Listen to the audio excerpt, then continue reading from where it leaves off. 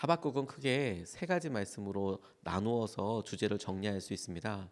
첫 번째, 두 번째는 질문이고 세 번째는 그 질문에 대한 대답이 되겠는데요.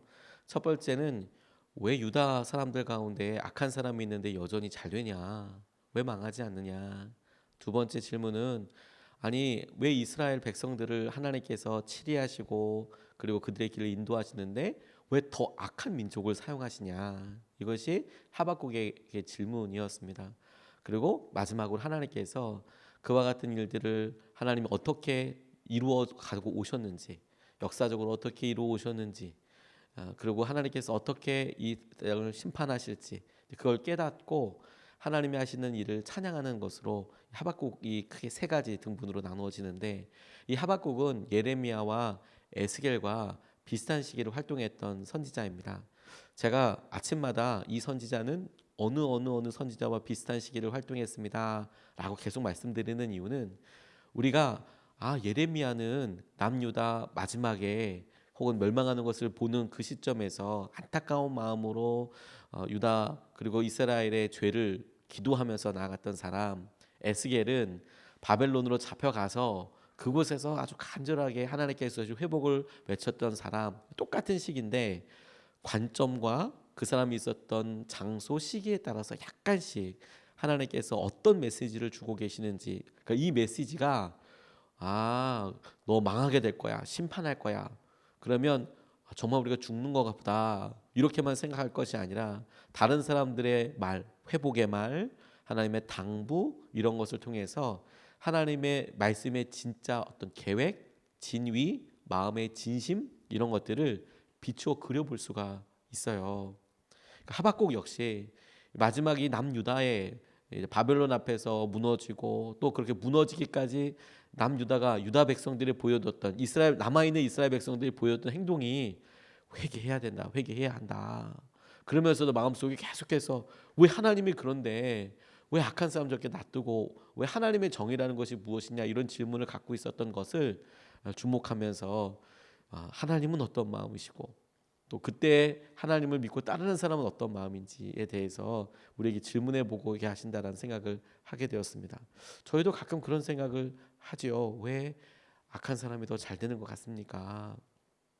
오늘 하박국이 그 첫 번째로 우리를 통해서 같이 주목하고 이것을 어떻게 너무 넘었나 보니까 의심을 넘게 하는 데 있어서 그가 하나님께서 어떻게 일해 오셨는지에 대하여 떠올리는 것에서부터 시작을 합니다. 3장 2절 말씀을 보면 주님, 내가 주님의 명성을 듣습니다. 주님께서 하신 일을 보고 놀랍니다. 주님의 일을 우리 시대에도 새롭게 하여 주십시오. 우리 시대에도 알려주십시오. 진노하시더라도 잊지 마시고 자비를 베풀어 주십시오. 이렇게 이야기하고 있습니다.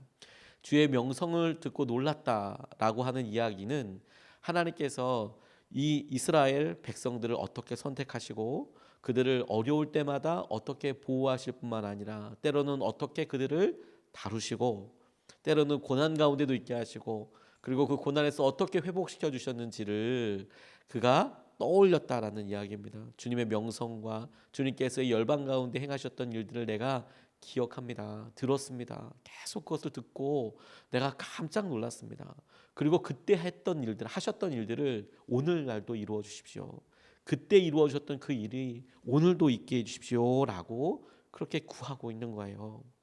그의 마음이 의심이 하나님께서 하셨던 일들을 다시 떠올리고 그 주님이 오늘도 동일하게 일하실 것을 구하고 기도하는 것에서부터 그의 의심을 떨쳐버리는 일이 시작되는 거예요. 우리에게 보이는 현상과 상황이 아니라 하나님 예전에도 일하셨듯이 오늘도 일하실 변함없으신 하나님이시죠. 하나님 우리에게 선하시고 우리를 지키시는 하나님이시죠. 그것을 하박국이 붙잡고 의지하고 있더라라는 것이죠. 하나님이 어떻게 구원하셨는지를 떠올리니까 자연스럽게 그 주님 지금도 일하여 달라고 기도하게 되는 겁니다. 많은 분들이 믿음이 의심과 반대된다고 생각을 하셔요. 그래서 열심히 믿음 생활하고 그리고 때로는 정말 의심 없을 정도로 확신을 가지고 하나님 함께 하시고 나를 축복하시고 나와 함께 하시고 이제 그렇게 믿음 생활을 하시면 옆에 있는 사람도 굉장히 큰 도전과 은혜가 되죠. 그런데 그렇게 믿음 생활하시던 분들이 어느 순간에 내가 왜 이렇게 삶에서 무너지나 연약하나, 내가 이렇게 연약한 거 다른 사람들은 모를 거야, 내가 이렇게 힘들어하는 거 사람들이 만약에 알게 된다면 되게 힘들어할 거야, 이러면서 내 안에 있는 자그마한 틈, 의심을 주목하게 됩니다. 그리고 그게 더 생각하고 더 질문하고 그렇게 되면 어떤 식으로 생각하게 되냐면, 난 믿음이 없나 봐, 나는 처음부터 없었을지도 몰라, 처음부터 내가 믿은 게 아닌지도 몰라, 이렇게 고민들을 하세요. 그런데 여러분, 믿음의 반대말은 의심이 아니에요. 오히려 의심이야말로 믿고 있는 사람들에게만 나타나는 하나님의 은혜이고 통로예요. 우리가 삼척 시내에서 15분 버스를 운전하고 계시는 어떤 분의 사생활에 대해서 궁금하지 않잖아요. 그런 분이 살아계시는지도 모르잖아요. 그러니까 우리가 어떤 사람에 대해서 의심하고 있다라는 기본적인 전제와 기본적인 마음은 뭐냐면, 그 사람을 내가 신뢰하고 믿고 있다라는 거예요. 그 사람을 내가 알고 있고, 그래서 그 사람에게 내가 기대하는 무언가가 있다라는 것이죠. 기대한다. 그 사람이 이런 일을 내게 해줄 것이다. 이 사람이 앞으로는 이렇게 행할 거야 라고 내가 예측할 수 있다라는 것은 뭐냐면, 그와 내가 아주 친밀한 관계, 그게 있다는 것을 전제하고 있는 거예요. 저희가 부부 사이에 아내에게나 남편에게나 그에게 중요한 일이 있고 우리 가정에 중요한 일이 있으면 서로 역할이 있지 않습니까? 이렇게 해줄 거야, 이렇게 할 거야. 그리고 실제로 그 일을 하게 해달라고 얘기하기도 합니다. 여보, 이거 우리가 이게 필요하니까 이렇게 조정해서 나가야 될 것 같아, 우리 그렇게 해봐요. 그렇게 조정을 하게 되죠. 근데 전혀 상관없는 사람한테 그렇게 말하거나 신뢰하거나 의지하지 않습니다. 우리에게 믿음은 하나님께서 우리에게 주신 여러 의미와 고비들이 있기 마련인데, 그때의 의심이 믿음이랑 패키지 세트인 거예요. 믿는 사람들만 의심해요. 그런데 의심이 있는 상태를 당연하다고, 이거 자체가 나쁘진 않아, 하지만 그 의심을 계속 붙잡고 사는 것은 결코 건강한 것은 아니죠. 그 의심을 통해서 내가 주님을 더 찾게 되고 하나님께서 하시는 은혜에 대해서 질문해 보게 되는 거예요. 그게 우리 삶에 더 깊이 있는 은혜를 가지고 옵니다. 그때 여러분, 우리가 변하지 않는 가치와 변하지 않은 하나님과의 관계에 대하여 우리가 붙잡게 되는 거예요. 마치 10,000원짜리 지폐나 50,000원짜리 지폐가 조금 구겨지고 조금 더러워진다고 해서 그 가치가 정말 1%도 떨어지지 않는 거랑 똑같은 겁니다. 우리 사이의 관계가, 하나님을 향한 마음이 우리의 어떠함과 관련 없이 변하지 않습니다. 그것을 믿기 때문에 하나님 앞에 의지하고 기도하게 되는 것이죠. 하나님 우리를 부르시고 하나님 우리와 함께 하시고, 그래서 주님께서 하신 일을 여전히 오늘도 이끌어 달라고, 이루어 달라고 기도하고 주님 앞에 메어 달렸다. 하박국이 당시에 있었던, 자기 안에 들었던 그런 하나님의 정의, 하나님의 공의에 대해서 그렇게 기도하면서 넘어서기 시작했습니다. 그러면서 그의 기도가 시작되어서 어떻게 점점 성장하고 바라고 변화되어 가는가 보니까, 신뢰하게 되는 데를 보면 그의 기도가 감사가 되고 그리고 찬양이 되더라고요. 하나님께 드릴 게 감사하고 찬양밖에 없더라고요. 우리가 잘 알고 있는 3장 17절로부터 19절까지 말씀을 보면, 무화과 나무에 과일이 없고 포도나무에 열매가 없을지라도, 올리브 나무에서 딸 것이 없고 밭에서 거두어 드릴 것이 없을지라도, 우리의 양이 없고 외양간에 소가 없을지라도, 나는 주님 안에서 즐거워하련다. 나를 구원하신 하나님 안에서 기뻐하련다. 주 하나님은 나의 힘이시다. 나의 밭을 사슴의 발과 같이 하셔서 산등성이를 마구 치닫게 하신다. 이 노래는 음악 지휘자를 따라서 수금에 맞추어 부른다. 이렇게 말씀하고 계세요. 맨 마지막 구절을 보면, 잘 나가다 왜 이걸 또 이렇게 노래를 부른다, 이런 식으로 나올까 혹시 의아해하시는 분들이 계실 것 같아요. 히브리어 성경을, 원래 이 말씀이 하박국이 히브리어로 쓰여져 있잖아요. 히브리어 성경을 그대로 읽다 보면 우리가 보기에 이거는 표제 혹은 설명인가 보다라고 생각되어 있는 부분도 히브리어 성경이 그대로 나와 있는 것을 보게 됩니다. 우리가 잘 알고 있는 시편 23편 보면 다윗의 시편 이렇게 나와요. 히브리어로 처음에 나와요. 저도 그냥 쭉 읽다가 여러 그냥 성경책을 읽다가 그냥 그 글씨가 바뀌어 있기도 하고 성경책마다 그런 설명들이 조금씩 다르죠. 그런데 히브리어로 시편 23편 같은 경우에는 히브리어로 어떻게 읽는지 관심이 있어서 계속 여러 번 듣고 외워보려고 그렇게 했거든요. 근데 깜짝 놀랐어요. 다윗의 시편 이러면서 쭉 얘기 나오는데 그게 시편 안에 있어요. 우리가 봤을 때 무슨 설명이라고 나와 있는 게 시편에 그대로 같이 히브리어로 쓰여져 있어서 삽입되어 있는 구문이에요. 이 맨 마지막에 이거 노래다. 이 노래는 이렇게 해라. 그래서 개정판에는 시온옷에 맞춰서 이렇게 노래해라. 뭐 이런 식으로 나와 있어요. 그러니 맨 마지막에 있는 이것이 우리에게 나타나고 강조하는 바가 뭐냐면 이거 노래다라는 거예요. 이거 찬양이고 이거 노래다. 이렇게 이야기하고 있는 겁니다. 하박국이 기도에서부터 시작을 해요. 하나님, 그때 하나님께서 하셨던 일들을 내게 이렇게 오늘도 우리 시대에 이루어 주십시오 라고 의심을 넘어서 기도하고 의지하기 시작하게 되어요. 그리고 그걸 반복해서 기도하게 돼요. 근데 이렇게 반복해서 기도하는 것이 우리에게 찬양이 돼요. 하나님 함께 해주시고 인도해 주시고 우리를 이끌어 주시고, 그리고 그렇게 함께 계속 찬양하고 반복되는 것이요. 처음에는 어떻게 우리 삶에서 이렇게 어렵게 힘들게 하나님 어떤 일을 하실까 막막하다가 하나님께서 계속 그런 일을 하셨지라고 반복해서 우리에게 고백되어지다가, 그렇게 고백되어지던 것이 마침내 하나님 우리 가운데 이루셔 말씀하셔, 그래서 감사로까지 이어지게 돼요. 이게 찬양의 능력이고 신비예요. 여러분, 어떻게 우리 마음이 변하냐고요? 우리에게 그것을 반복적으로 기도하고 하나님께서 하신 은혜를 붙잡고 그렇게 실제로 순종하고 기도하고 나면 하나님께서 이 마음을 기가 막히게 바꾸시네요. 하나님께서 이 마음에 하나님이 살아계신다는 것을 마치 평평한 아주 잔잔한 수면 위에 바람이 불어서 물결이 이렇게 막 한 방향으로 일으켜서 그 물결이 생기는 것처럼 우리의 마음에 반복해서 기도하여서 그것이 그냥 잔잔한 물결에 흐르는 물결처럼 이르지만 그게 큰 바다로 가면 어마어마한 파도가 되는 거예요. 쫙 흘러가서 뭐 배를 위협할 만큼의 커다란 파도가 되는 거예요. 믿음의 기도로 시작한 찬양이 우리 삶의 놀라운 확신과 그리고 주님을 향한 감사로 주님께서 그렇게 만들어 가시고 이끌어 가세요. 자기 안에, 우리 안에 주님이 안에 계시다는 것을 확인하는 순간 주님이 책임지시지. 그래, 주님이 책임지셔. 그리고 그분 안에 있는 게 기쁨이 됩니다. 이번에 저희가 광주 동지방에서 연합성회를 이렇게 같이 말씀을 나누는데 유영환 목사님이라는 분이 오셔서 말씀을 전하고 계세요. 저희 교회에서 초월이라는 곳이 교통편이 애매해서, 그래서 예배 시간에 같이 가고 싶은데 이거 어떻게 해야 되나, 이번에 그래서 큰 숙제를 하나 안았습니다. 귀한 집회들이 이렇게 있을 때 같이 이동하면 참 좋겠는데 이거 어떻게 하면 좋을까, 이런 지혜가 좀 필요한 것 같아요.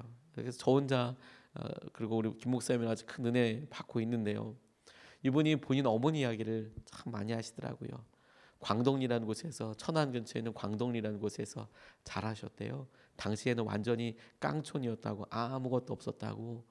그리고 이 천안은 불교로 아주 유명한 도시였답니다.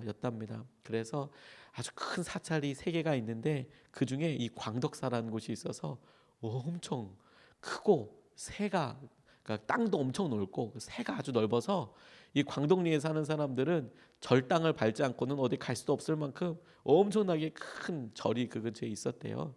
그래서 마을 사람들은 다 자연스럽게 다 광덕사에 가서 그렇게 뭐 절하고 그렇게 종교 생활을 하고 있었던 거죠. 그런데 이 목사님 어머님이 처음으로 예수님을 그 마을에서 믿게 되셨대요.